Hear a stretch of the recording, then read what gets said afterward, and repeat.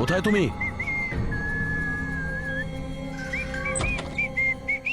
অভিজিৎ, অভিজিৎ, ওই শুনতে পাচ্ছ না?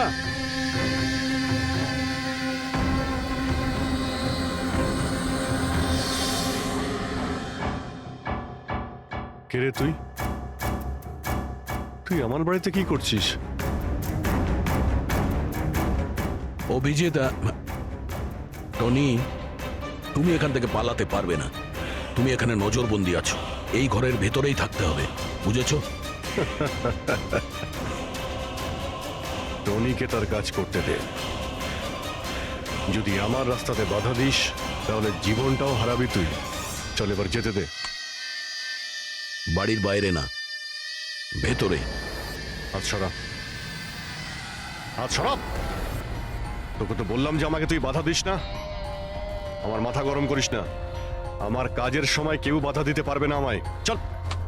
টনি, তুমি কোথাও যাবে না, এখানে, এখানেই থাকবে তুমি, বুঝেছো? কি বললি? টনির গায়ে হাত তুললি তুই? টনির গায়ে হাত তুললি তুই?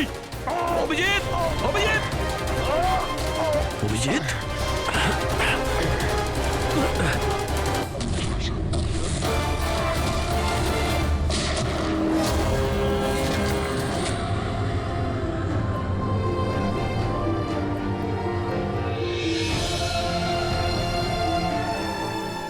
স্যার দয়া, কি হয়েছে? কি হয়েছে দয়ার স্যার? এরা বলছে যে আমি নাকি ওকে... দয়া। না অভিজিৎ, তুমি ভেতরে যেতে পারবে না। তুমি দয়ার প্রাণ নিয়েছো, তোমাকে আমরা গ্রেপ্তার করছি।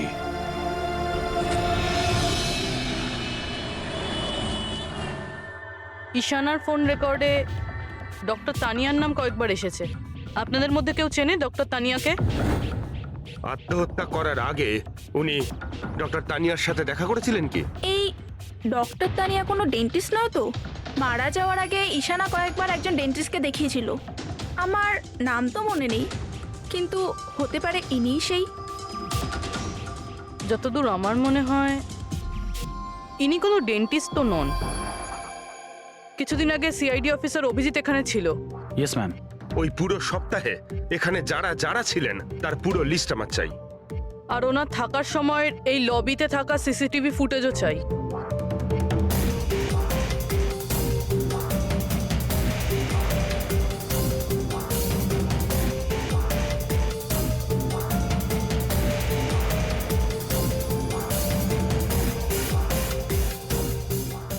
এক মিনিট পজ করুন। এই মহিলাকে যার সাথে অভিজিৎ স্যার কথা বলছে? পুরবি, এই লিস্টটাতে ডক্টর তানিয়ার নাম আছে। উনি এখানেই ছিলেন যতদিন অভিজিৎ স্যার এখানে ছিলেন। মনে হচ্ছে ওই মহিলাই। কি নাম এই মহিলার? ম্যাম ডক্টর তানিয়া সপ্তাহখানেক ধরে এখানেই ছিলেন। স্যার, এই তানিয়ার সাথে দেখা করতেই হবে। স্যার, তানিয়া মুম্বাইয়ের প্যারাডাইস হোটেলে রয়েছে। টিকিট পাবো না আমি মানেটা কি? লুক, আমাকে এক্ষুনি ইন্ডিয়া থেকে বাইরে যেতে হবে। Do you understand? Yes. Doctor Tania? হ্যাঁ, আপনি কে? ঈশানা, ঈশানার বন্ধু, সিআইডি অফিসার পুরবী।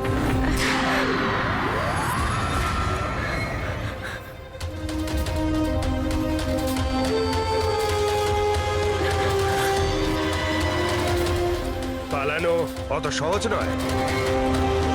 কোথায় পালাচ্ছেন তানিয়া দেবী? কি কি চানটা কি আপনারা? অভিজিতের সঙ্গে কি করেছেন আপনি?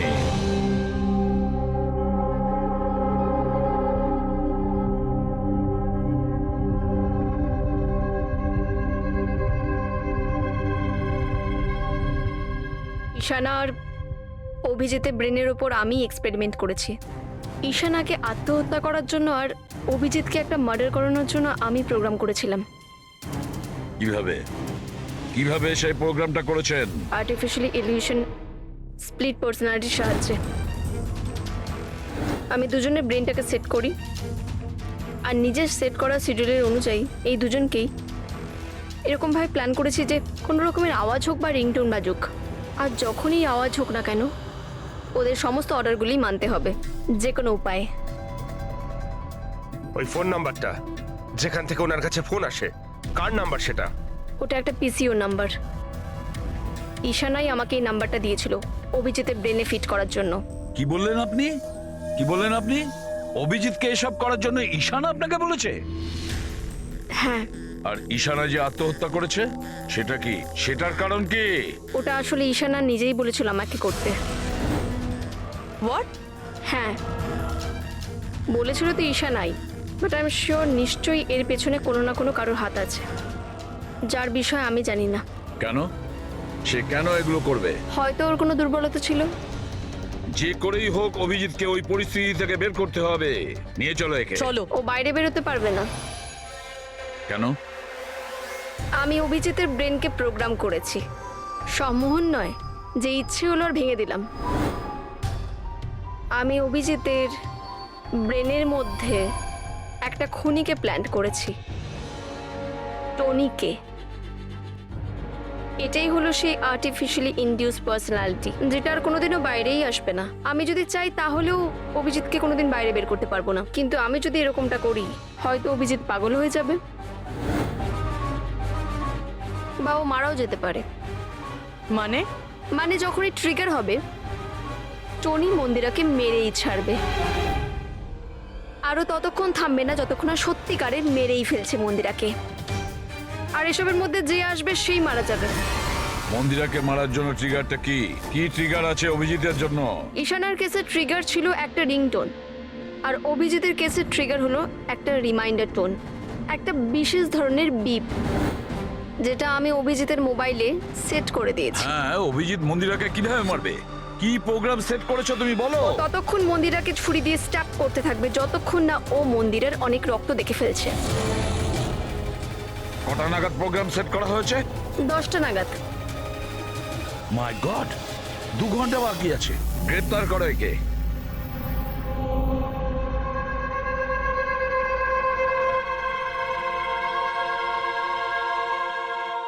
জীবনে কখনো ভাবিনি স্যার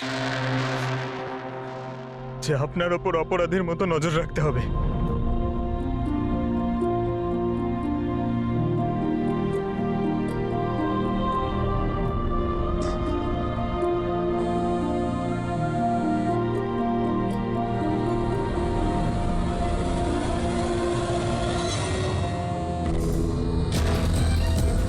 পঙ্কজ, ড্যাম ইট, ফোনটা ধরো।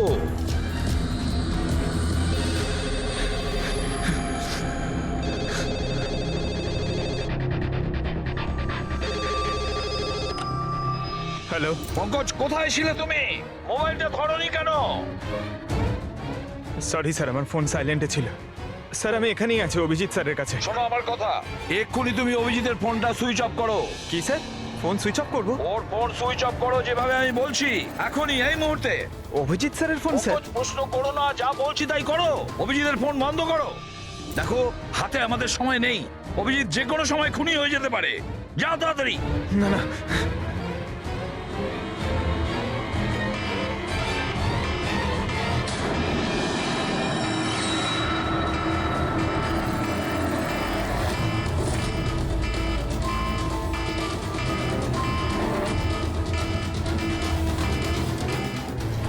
ভিজে গেল, কি করি?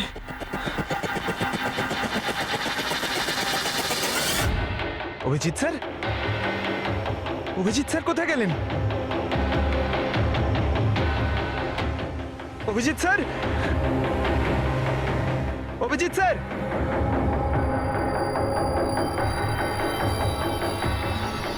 স্যার! তুই আমাকে আটকে রাখবি? হ্যাঁ, আমাকে আটকে রাখবি তুই? টনিকে? হ্যাঁ, টনি আর টনির কাজের মাঝে যে আসবে তাকে মরতে হবে, মরতে হবে তাকে।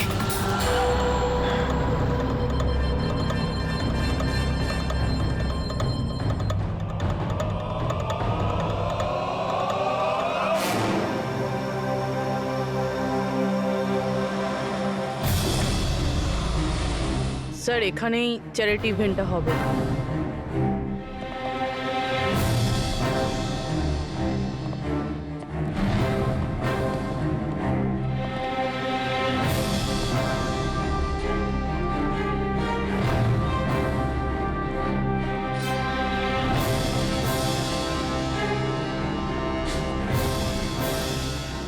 আপনারা এখানেই দাঁড়ান please.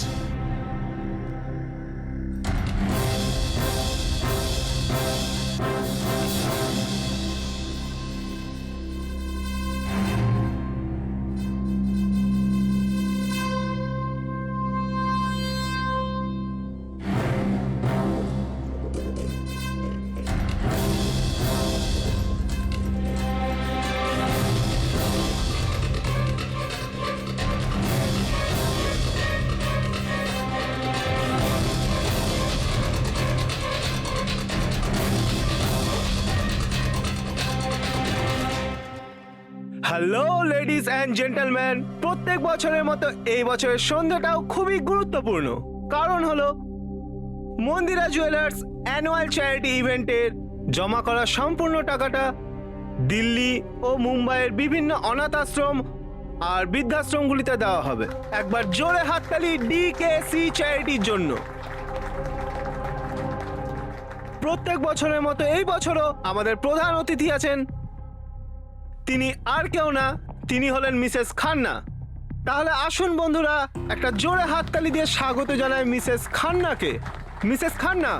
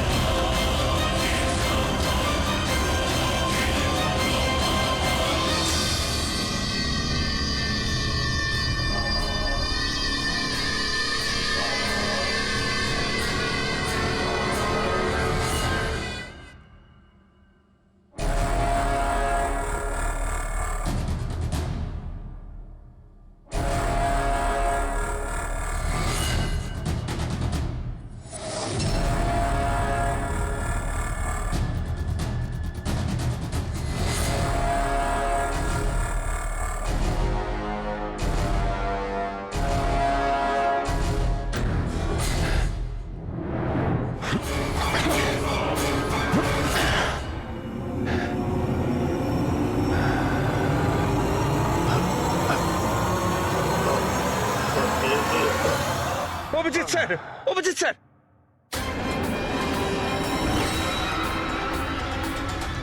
Sir, sir, lights on. Sir, sir, Abhijit ঠিক আছে? স্যার, স্যার ওকে তাড়াতাড়ি নিয়ে চলো, তাড়াতাড়ি এসো।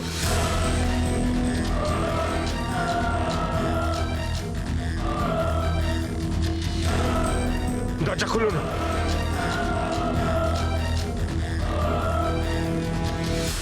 মন্দিরা দেবী,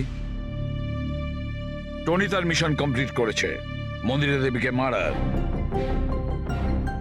আর আমাদেরকে ভরসা করার জন্য আপনাকে অসংখ্য ধন্যবাদ। আপনারা সবাই আমাকে এখানে আনলেন কেন? আমার তো এখন স্টেজে থাকা উচিত। ম্যাডাম, আমাদের একটা প্ল্যান আছে। প্ল্যান? রবি,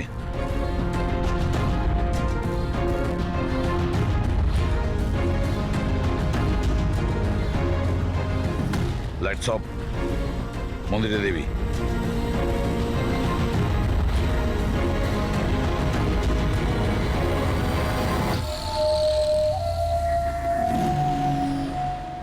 আর আপনার প্রশংসা না করে পারছি না। Thank you. মম, তুমি ঠিক আছো তো? এসব কি? আপনারা আমাদের গ্রিন রুমে লক করে কি করতে চাইছিলেনটা কি? আসল খুনি তো অন্য কেউ, তাই না? স্যার, আপনি সবকিছু মায়ের জীবনের ঝুঁকি নিয়ে করেছেন। যদি সত্যিই মায়ের কোনো ক্ষতি হয়ে যেত তাহলে? এতে তো সত্যি ভীষণ বড় রিস্ক ছিল স্যার, বাট আই হোপ এবার বিপদ কেটে গেছে। বিপদ এখনো কাটেনি, কারণ এই খেলার আসল মাস্টার মাইন্ড এখনো ধরা পড়েনি। গল্প এখনো অনেক বাকি আছে।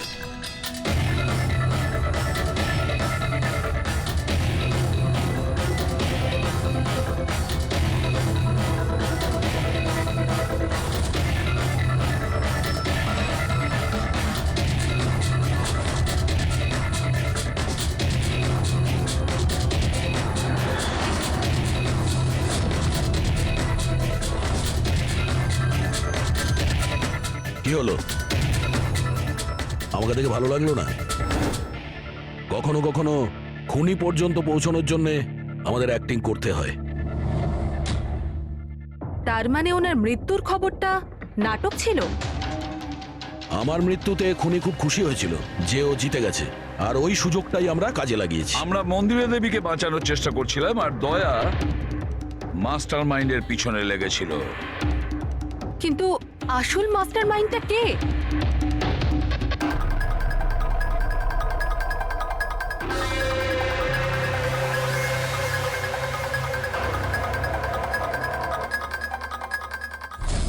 এই, স্যার, স্যার কেউ এই, পালালো ধরো স্যার। ওকে।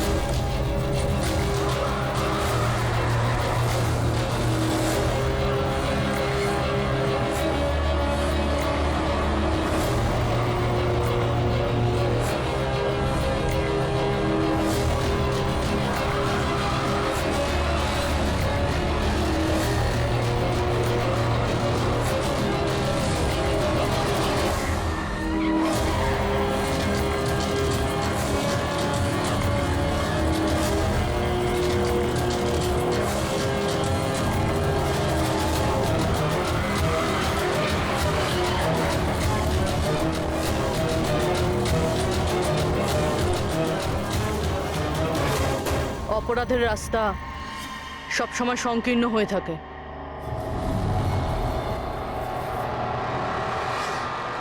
তুমি এটাই ভাবছো যে আমরা কি করে জানলাম যে তুমি খুন করেছো? আমরা তো এটা জানতাম যে এই মাস্টার মাইন্ড মন্দিরা দেবীর নিজেরই কোনো লোক। তাই আমার মৃত্যুর পরে আমি সব থেকে আগে এটা খোঁজ নিয়েছি যে আপনাদের মধ্যে কে সে যে অভিজিৎকে চিনতো বা দেখা করেছেন। তারপরে আমার মনে এলো যে ক্রাইম ব্রাঞ্চের সেমিনারের জন্য অভিজিৎ দিল্লি গিয়েছিল। ওই সেমিনারে আসা লোকেদের লিস্ট যখন আমি দেখলাম তখন জানলাম যে কায়রাও গিয়েছিল। ক্রিমিনাল সাইকোলজির স্টুডেন্ট কায়রা। আর তানিয়াকে জিজ্ঞাসাবাদ করার পরে আমরা জানতে পারলাম যে ঈশানাই এই সমস্ত কাজ করতে বলেছে। ওই সময় ঈশানার মা সরকারি হাসপাতালে অ্যাডমিট ছিলেন, আর তার কিছুক্ষণের মধ্যেই ঈশানার মাকে বেসরকারি হাসপাতালে যেখানে অ্যাডমিট করা হয়েছিল সেখানকার পুরো খরচ মিস কায়রা করেছিল। আর সবচেয়ে বড় ক্লু, ওই পিসিও যেখান থেকে অভিজিৎ স্যারের কাছে অর্ডার আসতো, দয়া স্যার সেখানে নজর রেখেছিল, আর সেখানেও তোমাকে দেখা গিয়েছিল। Okay fine, I give up. মেনে নিচ্ছি যে আপনারা খুবই স্মার্ট, কিন্তু স্যার এই কথাটা তো আপনিও মানবেন তাই না, যে আমিও অনেক স্মার্ট? হ্যাঁ, স্মার্ট তো তুমি বটেই। ক্রিমিনাল সাইকোলজির একজন ব্রিলিয়ান্ট স্টুডেন্ট যে সৎ মায়ের থেকে নিজের পুরো পরিবারের খুনের বদলা নিতে চেয়েছিল। লোকেদের মস্তিষ্ক নিয়ে খেলা করা আর তাদের নিজের চক্রব্যূহে ফাঁসানো, এটাই এনার বিশেষত্ব। তাই আমি ভাবলাম যে এনাকে এনারই পদ্ধতিতে মেরে দিলে কেমন হয়। সেই কারণেই আমি ঈশানার সাথে দেখা করি, আর তারপর ডক্টর তানিয়ার সাহায্য নিই। She was mad, she wanted to do an experiment. তারপর আমি ঈশানাকে অনেক বুঝিয়েছি, অনেক বোঝানোর পরে শি ওয়াজ রেডি। ওই এক্সপেরিমেন্ট নিজের উপর করায়, কিন্তু somehow I was never convinced. আমি সবসময় কনফিউজ ছিলাম যে ওই এক্সপেরিমেন্টটা করতে পারবে না। আর ঠিক ওই সময় আমার সাথে দিল্লিতে অভিজিতের দেখা হয়, আর ওনার সাথে দেখা হওয়ার পর আমি ভাবলাম যে এত সৎ আর ভালো অফিসার থাকা সত্ত্বেও এই এক্সপেরিমেন্ট অন্য কেউ কেন করবে। তারপর আমি আর ডক্টর তানিয়া অভিজিৎকে ব্যবহার করি।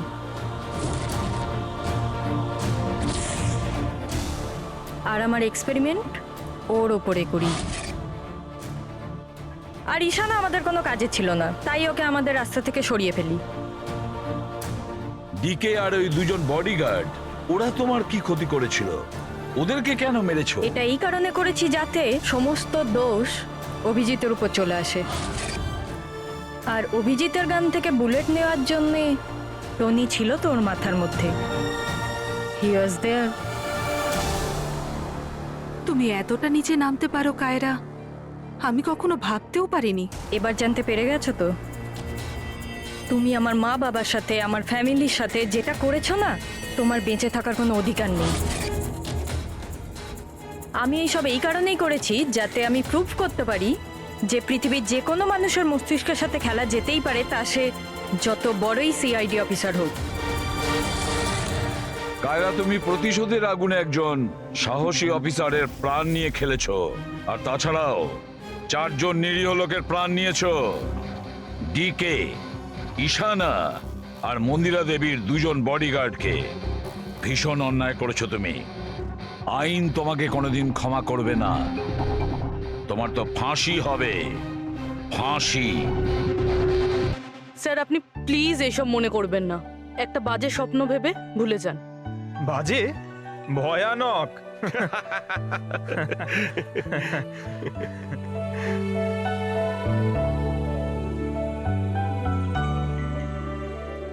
বস, হ্যাঁ বলো সালুকে, বলো। কেস তো সলভ হলো? হ্যাঁ, কেস তো সলভ হলো, কিন্তু কিন্তু কি?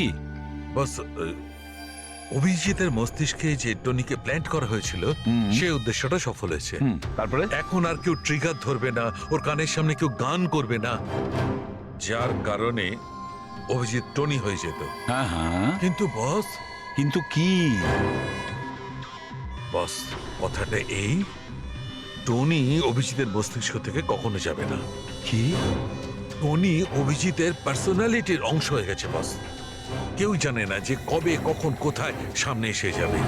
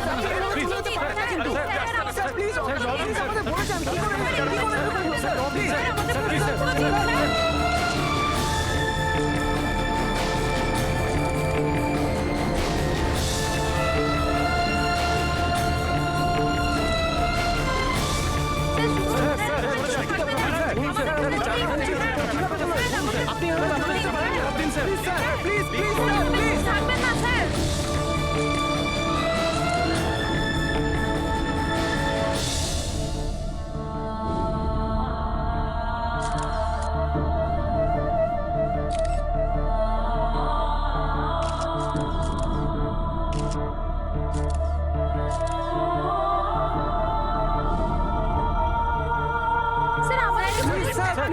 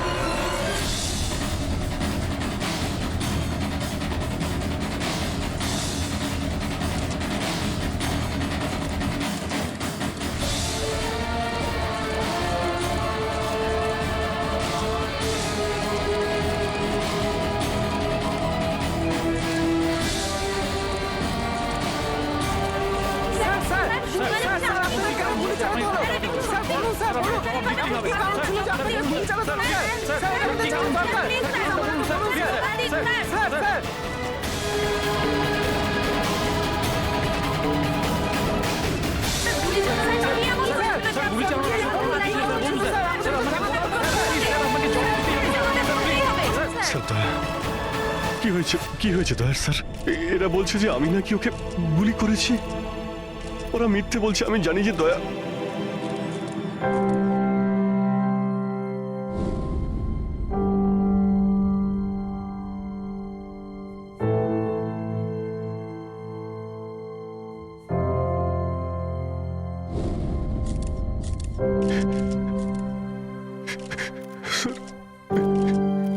স্যার, আমি জানি না স্যার, আমি কখন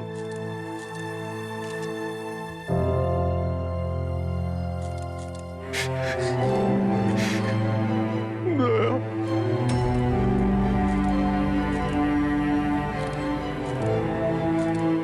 না অভিজিৎ, তুমি ভেতরে যেতে পারবে না।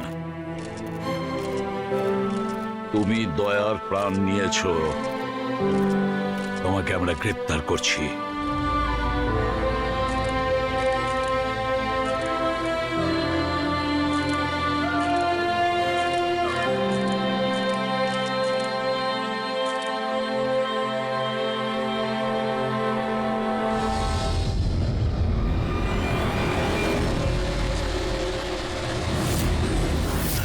স্যার, যার খুন হয়েছে তার নাম ডিকে, একজন প্রাইভেট ডিটেকটিভ। ওর কাজের লোক লাশটা দেখেছে সকালে।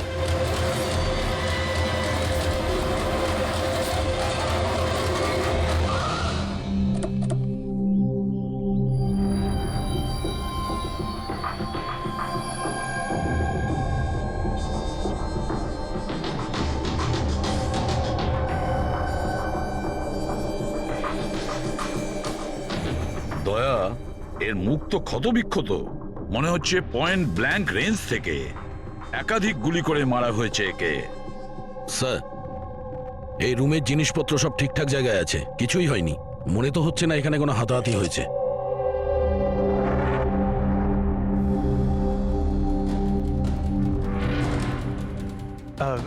স্যার, স্যার, এই কাভার্ড আর লকার তো খোলা আছে, আর সব জিনিসপত্র নিজের জায়গায় আছে। দেখে তো মনে হচ্ছে যে কেউ এতে হাতই দেয়নি।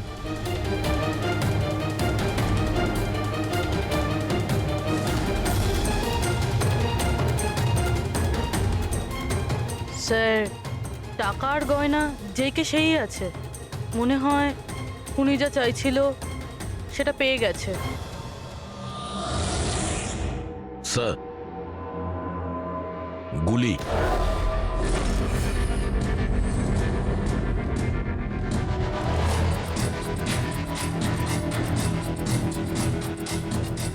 তিনটে গুলি চলেছে দয়া।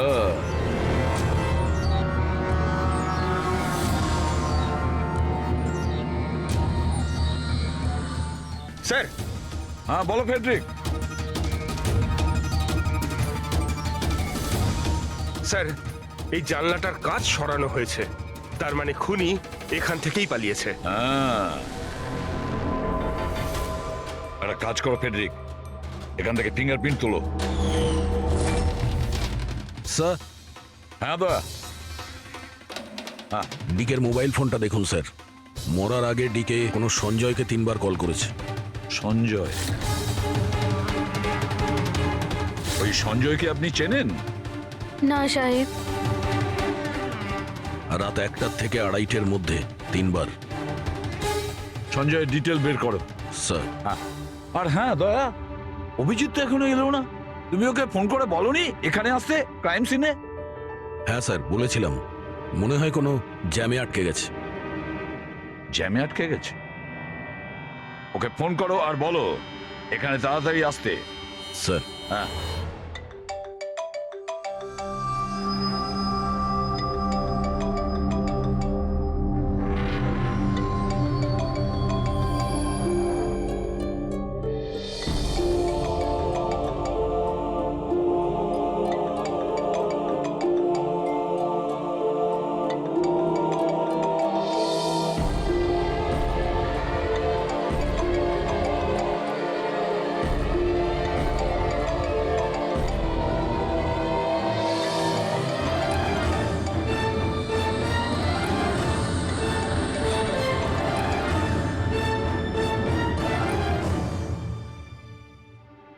হ্যাঁ দয়া, অভিজিৎ কি বলছে? কোথায় ও? স্যার, মানে ওর শরীর খুব একটা ভালো না স্যার। ও ডাক্তারের কাছে যাবে, তারপর ওখান থেকে সোজা বিউরোতে যাবে। কোনো প্রবলেম আছে? না স্যার, কোনো প্রবলেম নেই। বুঝতে পারছি না, অভিজিৎ দিল্লি থেকে আসার পর কেমন অদ্ভুত আচরণ দেখছি ওর মধ্যে।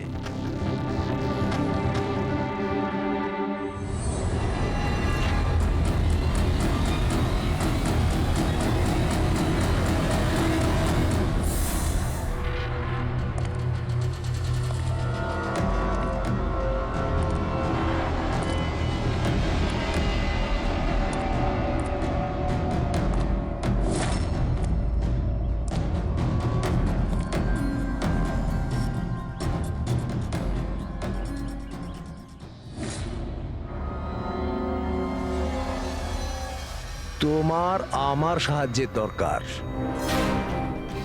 তোমার? হ্যাঁ?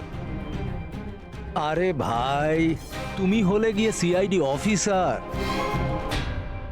হ্যাঁ, কিন্তু এই কাজটা এটা আমি একা করতে পারবো না। চলো ঠিক আছে, তোমাকে সাহায্য করব, এতে আর কি আছে। চলো চা তো খাওয়া যাক। আরে না, ঠিক আছে, আমি ঠিক আছি। আই মিন, দেখ চেতন, এই কাজটা না, এই ব্যাপারে যেন কেউ কিছু না জানে, বিশেষ করে আমার টিম। আরে এটা আবার কি কথা বলছো? আমরা এতদিনের পুরনো বন্ধু, এইটুকু বিশ্বাস করতে পারছো না? হ্যাঁ বলো, কি করতে হবে?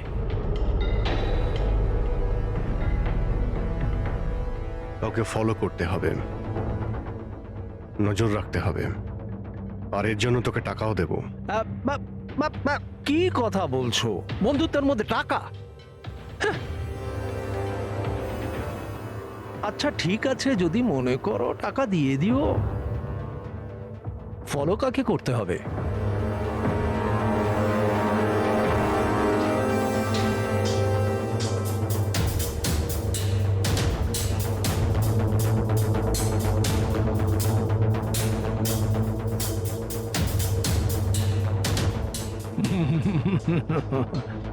অভিজিৎ, মনে হচ্ছে তুমি ভুল করে ভুল ছবি দিয়ে দিয়েছো।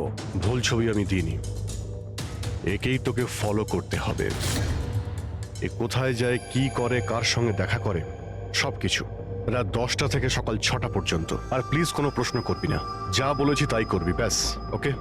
ওকে।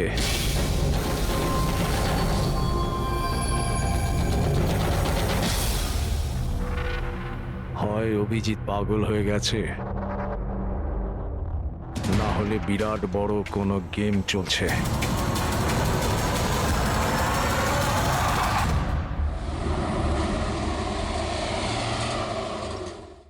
কি কি বলছেন? ও খুন হয়ে গেছে?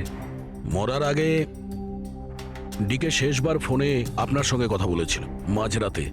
কি কথা হয়েছিল আপনাদের মধ্যে? আমার কথাতে একজনের উপরে নজর রাখছিল। কোনো প্রমাণ পেয়েছিল, সেই জন্য আমাকে ফোন করেছিল হায়ার করেছিলেন কেন? আমার বস মন্দিরা ম্যাডামের জন্য। মন্দিরা? কুমার জুয়েলার্সের ওনার, বিখ্যাত পেজ 3 সেলিব্রিটি। আশা করি আপনারা ওই দিল্লির কেসটার ব্যাপারে নিশ্চয়ই জানেন বোধহয়। ও হো হো হো হো, মন্দিরা কুমার, মন্দিরা দেবী। ওনার বিরুদ্ধে তো ওনার স্বামী, শ্বশুর, শাশুড়ি আর কেয়ারটেকারকে মারার অভিযোগ আছে, তাই না? ঠিক বলেছেন। কিন্তু সঠিক প্রমাণ না থাকার কারণে কোর্ট মন্দিরা দেবীকে ছেড়ে দেয়।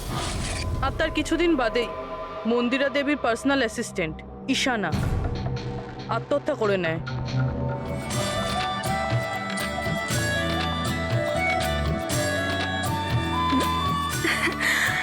ও তুই? হাই, আজও লেট হয়ে গেলি না? তাড়াতাড়ি যা, সঞ্জয় স্যার তোর ওয়েট করছে কখন থেকে। ও গড, সঞ্জয় স্যার তো তাড়াতাড়ি কেন চলে আসলেন? এসেও পড়েছেন আর খুব রেগে আছেন। মাই গড, তুই আমার ব্যাগটা সামলা, আমি এক্ষুনি আসছি।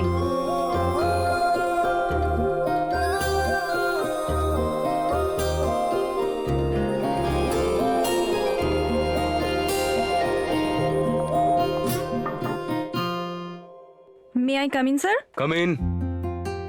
Sorry sir, sorry I am so sorry sir. কটা বাজে বলো তো তুমি? এটা কোনো অফিসে আসার টাইম হলো?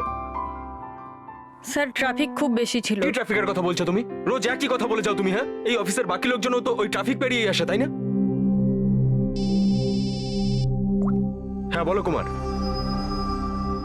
না না, 30শে ডিসেম্বরের আগে কিচ্ছু করা সম্ভব না। আরে তুমি তো এটা জানো যে 30শে ডিসেম্বরে মন্দিরা ম্যাডামের একটা ইভেন্ট রয়েছে মুম্বাইতে, তার আগে কিছুই করা সম্ভব নয়। হ্যাঁ হ্যাঁ,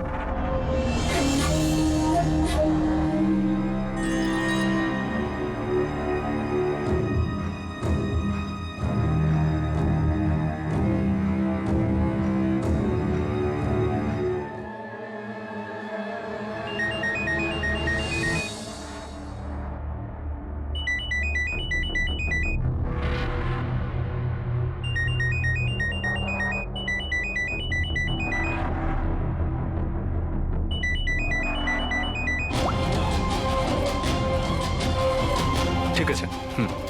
ওকে।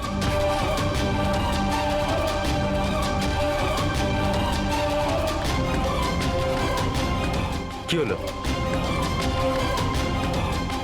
হ্যাঁ, কি হয়েছে? এটা কি? বাইরে ওভাবে কি দেখছো?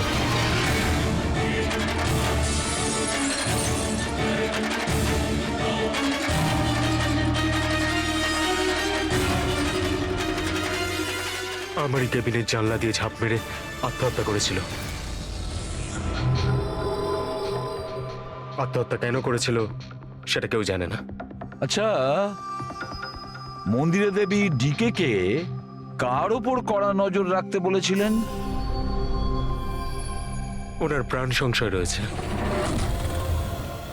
ডিকে সেটাই খোঁজ করার চেষ্টা করছিল। প্রাণের ভয় কার থেকে? আসলে কোর্ট থেকে ছাড়া পাওয়ার পরে কেউ ম্যাডামকে হুমকি দিচ্ছিল। আচ্ছা, শুধু ওই হুমকিটা ফোনেই কি? হ্যাঁ, ফোনের মধ্যেই অচেনা নাম্বার থেকে আর টাইপ করা চিঠি পাঠিয়ে। আসলে ম্যাডাম পুলিশের চক্করে দ্বিতীয়বার পড়তে চাননি, সেই জন্য ডিকে হায়ার করেছিলেন উনি। তো কিছু জানতে পেরেছে ডিকে? ওর হাতে কিছু প্রমাণ তো এসেছিল, কিন্তু ও সেটা পেন ড্রাইভে সেভ করে রেখেছিল। ওই পেন ড্রাইভটাও আমাকে দিতে চেয়েছিল, সেই জন্যই দিল্লি থেকে মুম্বাই এসেছিলাম আমি। কিন্তু ডিকের বাড়িতে ওর লকারটা খোলা ছিল। আচ্ছা, ওই লকার থেকে পেন ড্রাইভটা চুরি হয়ে যায়নি তো? হতে পারে দয়া। ওর বাড়িতে আমরা একটা ল্যাপটপও পেয়েছি স্যার, হয়তো ওর থেকে কিছু জানা যাবে। মন্দিরাটা কি করে করতে পারলো? পুরো অ্যাকাউন্টটাই বন্ধ করে দিল। নিজেকে কি মনে করেন উনি? সবকিছু কি ওনার ইচ্ছা মতো হবে নাকি? এনারা কারা? সিআইডি। আমরা ওই মানে সঞ্জীবের সঙ্গে দেখা করতে এসেছি। আপনারা দুজন কে? স্যার, ইনি Kaira, Mr Kumar, I mean Mandira ম্যাডামের মেয়ে। ও স্যার, আর ইনি ম্যাডামের রিলেটিভ মিস্টার সুবীর। আমরা মন্দিরা ম্যাডাম আর ওর ফ্যামিলির সঙ্গে কবে দেখা করতে পারবো? কারণ ওদের প্রাণ রক্ষা করার দায়িত্ব এখন আমাদের ওপর। ইনফ্যাক্ট মন্দিরা ম্যাডাম, কায়রার কাকাতো দাদা শেখর আর ওনার স্ত্রী সবাই আজ রাতেই আসছেন। 30শে ডিসেম্বর কুমার্স জুয়েলার্সের একটা বড় চ্যারিটি ইভেন্ট রয়েছে, তাতে পার্টিসিপেট করার জন্য। তাহলে ঠিক আছে, কালকে সকালেই দেখা হবে।